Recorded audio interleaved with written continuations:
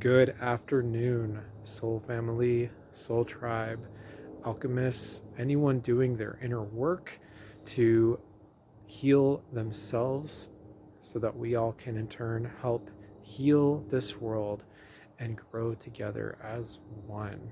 The Creator's light guiding us all. Before we get started, let's take a moment to take a deep breath in through our nose and breathe that light from source, from the universe, down through our crown chakra into our heart space. Feeling the light from the source, creator, grand central sun, God, goddess, recognizing the oneness. Breathing out, letting go of any tension. Once again, remembering I am one with the power that created me. Breathing out. I am one with all life. We are all connected and all growing together. And then once more, I am fully standing in my strength and my power with the one, with the source. And then breathing out. And I reflect that light and that power and that love to everyone and everything that I meet and encounter today. And so it is. So last time we talked about the first near-death experience that I had gone through. Today I'm going to continue talking about that because there are two more that are significant. This next one is maybe not as intense in terms of it being like a near drowning, but it was still very, very intense.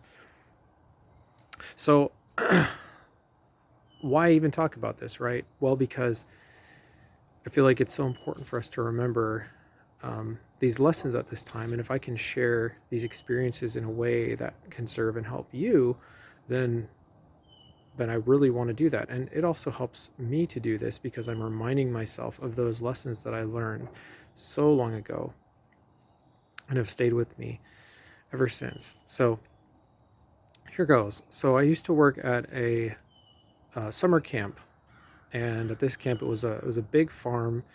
It was owned by a relative of mine, a second cousin, something like that, once removed. And they had a lot of horses, a lot of animals. It was a really fun place for kids to grow and develop and all kinds of things like that, adventure and just horseback riding, archery, all kinds of things.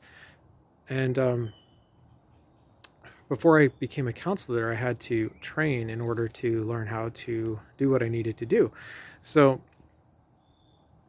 I remember I had a training group that I was with of other counselors in training, and we were going for a horseback ride one evening, and it was unusual for us because now I was a somewhat experienced horseback rider. Like, I knew how to ride a horse, but I'm sure there are many out there who know this. Like, when you ride a horse, you kind of start gradually. Like, you don't immediately start going into a full-on, gallop or canter.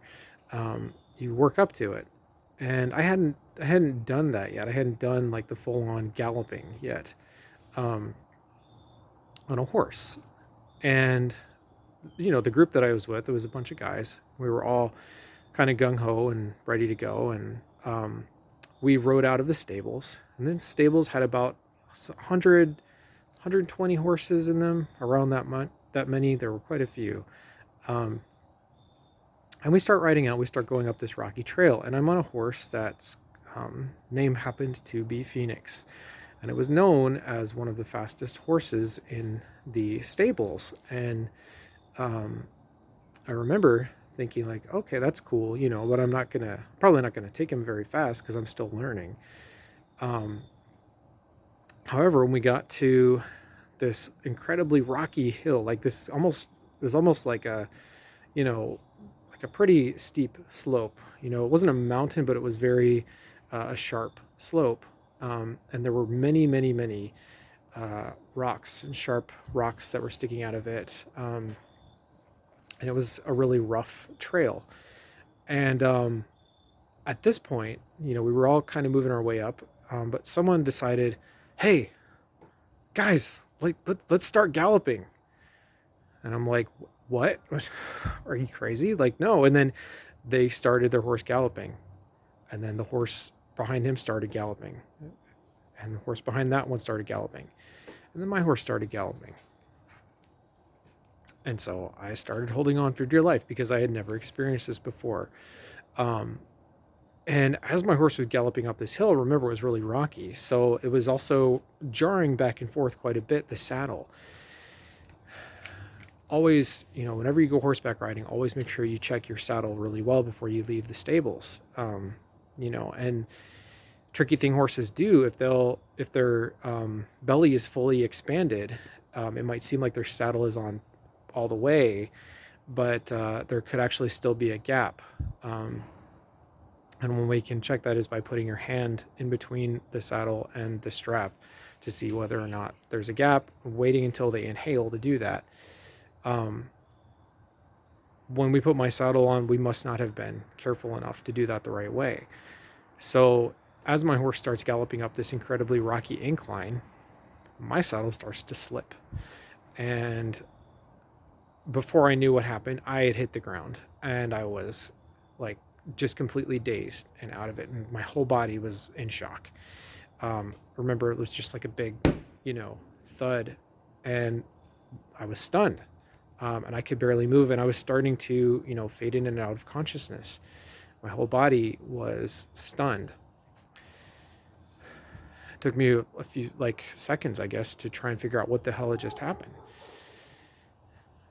And then I hear like a rumbling sound, and I'm like, what is this? And I look down this incredibly rocky, steep incline, and I see that they are opening the gates. They have opened the gates to the stables, and they are letting the other horses out. And guess where they are all coming straight for?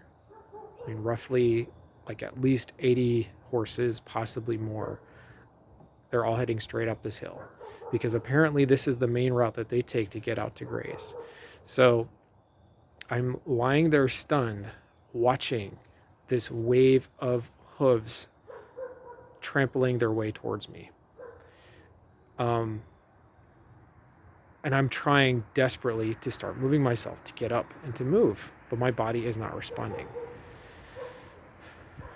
And I remembered back to what happened with the drowning incident, the near drowning. And I was trying to I slowly started dragging myself to the side, but I was not moving fast enough. For one thing, the wind had definitely been knocked out of me, and my body was all an incredible amount of pain.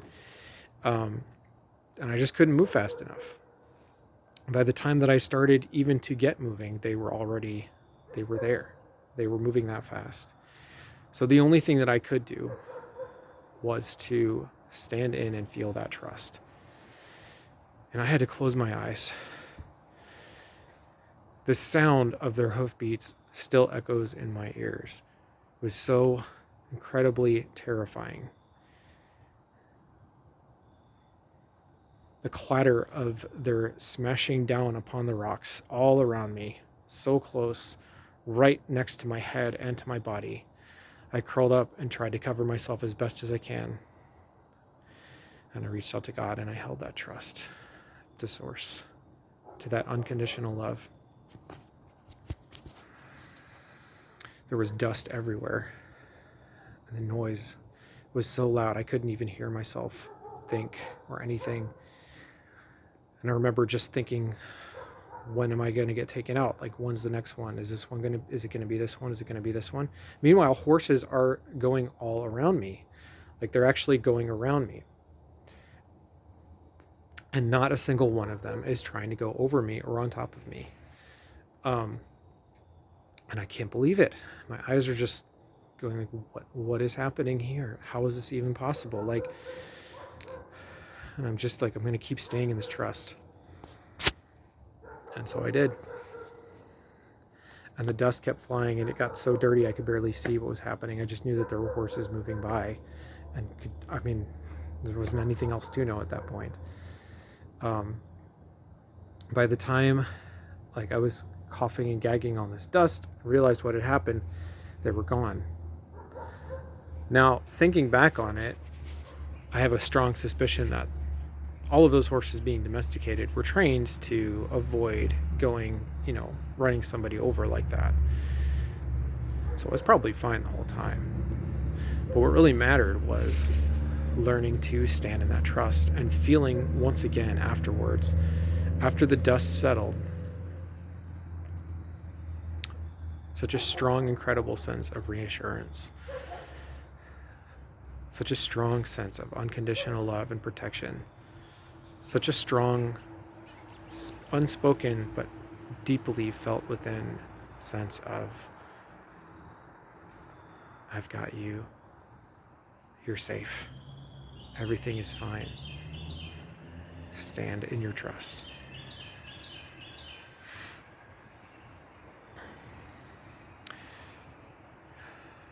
After a while, I was able to recover and get moving. Took some time, and I was really messed up afterwards. But I had survived. I mean, it might have all been in my head, but I had survived, right? And the presence that I felt most certainly was not.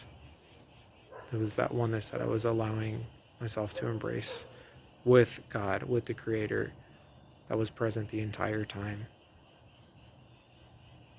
and never left. And so after feeling that reassurance,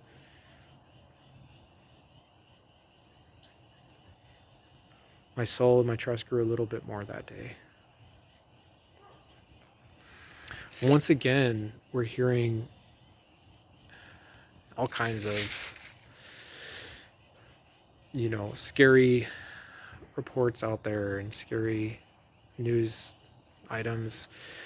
To be honest, I barely pay attention to a lot of it anymore, because regardless of what happens, I'm staying in that trust. I think it's incumbent upon us to do that right now. As we approach the rest of the year, whatever may happen, some are saying that there's going to be another lockdown event. Sounds scary and unpleasant. But even if there is, so what? Not standing in our trust would only make it worse, right? As long as we stay in that trust and know that this will work out for our highest good, everything will come together and we will get through this. And we will be galvanized even more to stand up to all of the bullshit and all of the injustice and all of the draconian measures that they have been trying to put on us for so many, many, many years. In a bizarre way, we need this because it's helping us to reconnect with our true selves, with Source, with the Creator. Thank you all so much for watching. I love and appreciate all of you. I send you all peace, blessing, and calm throughout this storm. Namaste.